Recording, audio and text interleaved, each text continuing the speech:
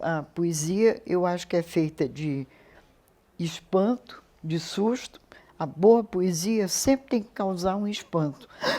Sabe, como se você tivesse levado um susto. Como? Como a pessoa escreveu isso? Se ele está escrevendo de uma maneira diferente, que só ele escreve assim, por que que a pedra no meio do caminho do Drummond até hoje é citado? Porque eu, pessoalmente, não amo aquele poema, mas é um susto. Por que que ele foi se preocupar com uma pedra no meio do caminho? Mas só ele escreveu, só ele teve a ousadia de fazer daquilo um poema. Depois que eu me descasei, eu estive casada 30 anos com o mesmo homem. Depois eu não quis saber mais de casamento. Brinquei um pouco, namorei um pouco, mas casar, não aceitei mais casamento de espécie alguma. Eu gostaria de ler também o Sétima Camuniana. Sétima Camuniana, por sinal do naufrágio que passei, em lugar dos vestidos, pus a vida. A solidão nos pés, eu, alto cariátide, pressenti a vida sem vivê-la. Nos lances de espelhos, a garra do medo. Sobe os degraus da escada, a culpa sem volta. A memória não faz senão matar-me. Isso tolhe muito a mulher. Os homens são muito ciumentos do trabalho da mulher. O meu marido, meu ex-marido, tinha ciúme do meu trabalho. O outro com quem eu quase casei, há 25 anos atrás, ele não tinha ciúme, ele tinha ódio do meu trabalho. Então não dá, não tem condição. Às vezes os poemas são dramáticos, mas eu rio de tudo. Então eu rio, às vezes, dos meus poemas mais dramáticos. É engraçado. No início quando eu escrevia, eu não pensava em morte, eu não ia morrer nunca, na minha cabeça. Mas depois eu aprendi que a gente morre na vida muitas e muitas vezes. E é bom que seja assim, porque quando você renasce, entre aspas, é uma maravilha.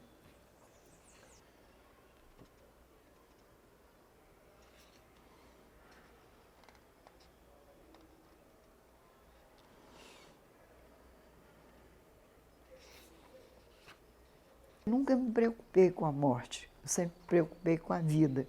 Por exemplo, Drummond e muita gente dizia que eu tinha uma poesia ecológica, quando não se usava a palavra ecologia como se usa hoje. Ninguém falava em ecologia quando eu comecei a escrever em 1940 ou antes de 40. Eu era menina, tinha o quê? 7, 8, 9 anos de idade. Então, não existia a palavra ecologia como tem hoje. E o Drummond dizia, você tem uma poesia ecológica.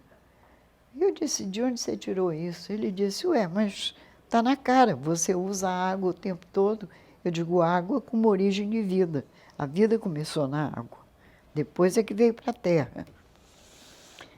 E ele disse, então, está vendo? Está aí, está na origem da sua poesia, a origem da vida. Então, por isso, e o Antônio Weiss, que era o nosso filólogo, era da Academia Brasileira de Letras, e era uma pessoa muito importante. Eu poderia estar na academia se eu tivesse seguido o que ele me dizia. Ele vivia me chamando para lá, para a Academia Brasileira de Letras, na década de 80, de 70 a 80. Começo da década de 1980. E ele dizia, você tome cuidado, senão daqui a pouco você morre afogada de tanta água que você fala nos poemas. O Jorge Amado, para me fazer um elogio, dizia que eu escrevia como um homem. Mas eu acho que eu não escrevo como um homem, eu escrevo como uma mulher, mas uma mulher muito forte. Uma mulher de personalidade muito aguda, muito poderosa. Eu escrevo como mulher, não escrevo como homem. O Sumidouro estava lançado lá em Brasília e um poeta pegou o livro e botou na mão de uma menina de programa, uma menina muito jovem, de 20 anos, e com cabelo oxigenado, uma mulher que parecia uma mulher simples, normal. E ela abriu o livro, ela pegou um dos poemas, que eu já não me lembro mais qual, e ela disse: esse poema sou eu. Foi uma das grandes emoções da minha vida. Ela disse que aquele poema era ela. Então, eu reparo muito nesses depoimentos de pessoas que não são habituadas com o livro. Eu normalmente não tenho tempo, porque para escrever a obra que eu fiz, eu tenho que ter tempo só para isso. Por exemplo, eu não tenho som na minha casa, eu não tenho aparelho de som, porque eu não escuto música na minha casa, escuto quando vou na rua, vou num teatro, uma coisa assim. Mas na minha casa eu não tenho mais som. Eu só tenho livro, livro, livro, livro, e principalmente os meus, que fazem uma quantidade imensa, né? Imensa de livros. Eu acho que a minha poesia, às vezes, é muito insolente, muito ousada, muito selvagem, selvagem no melhor sentido da palavra. As coisas estão muito medíocres. E a internet tem culpa nisso. Eu acho que a internet valorizou a mediocridade. Então, qualquer um que entra na internet, muito bem, obrigado. Então, nem sempre são os melhores, não é? Nem sempre os melhores são os que estão na internet. Conheço um monte de gente que não tem um pingo de nada que preste e estão lá. Então, não curto essas tecnologias. Sem me considerar um dinossauro. Eu sou um dinossauro para muita gente, mas eu não considero que seja, porque eu não aderi à internet. Alergia. Muito livro na casa, muita poeira de livro.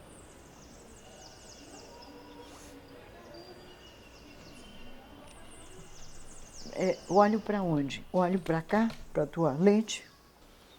E Antônio Aires foi da academia. Se eu tivesse ouvido ele, eu estava na academia desde 1980. Que ele vivia, toda vez que ele me via, ele dizia: vem para cá, vem para cá. E eu nunca quis, porque eu não gosto dessas entidades oficiais. Eu não gosto nada disso. Não que eu seja uma marginal, que eu não sou. Eu gosto das coisas, certas coisas, mas não morro de amores por academias nem nada, não. Então, abandonei essa ideia, estou muito bem, obrigado, sozinha, e tá ótimo. Não quero mais. Já vi esse filme. Então, o negócio é esse.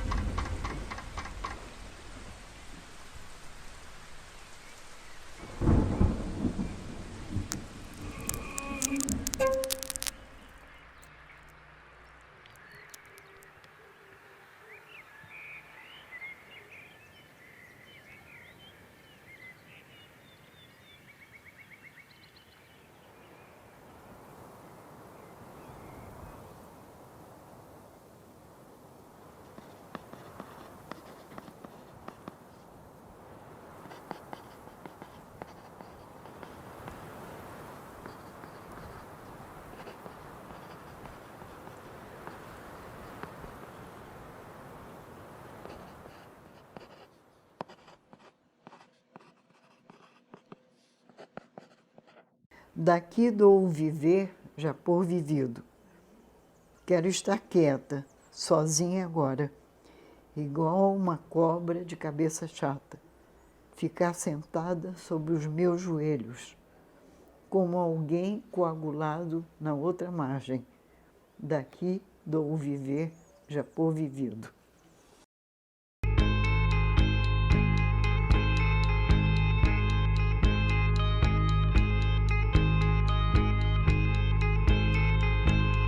Já tá cansado da minha voz, porque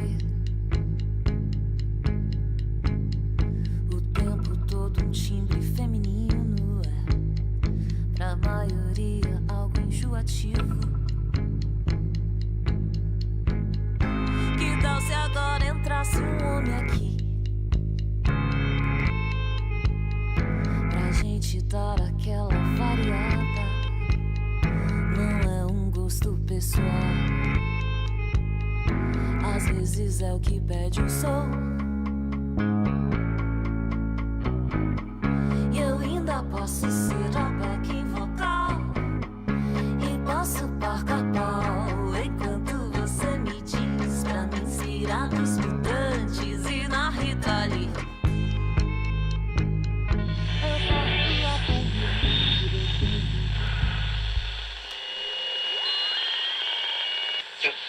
Puxa